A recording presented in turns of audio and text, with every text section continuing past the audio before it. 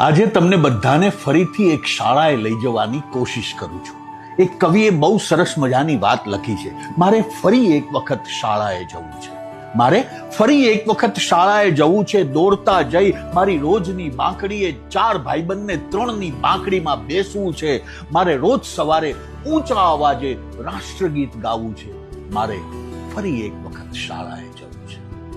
નવી નોટના સુગંધ લેતા લેતા પહેલા પાને સુંદર અક્ષરે મારે મારું નામ લખવું છે.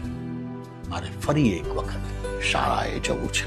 રિસેસ પડતા જ વોટર બેગ ફેંકી અને નળ નીચે હાથ ધરીને પાણી પીવું છે. રિસેસ પડતા જ વોટર બેગ ફેંકી નળ નીચે હાથ ધરીને મારે પાણી પીવું છે. જેમ તેમ લંચ બોક્સ પૂરું કરી મરચું મીઠું ભભરાવેલ આમલી બોર જમરૂખ કાકડી આ બધું જ ખાવું છે. સાયકલ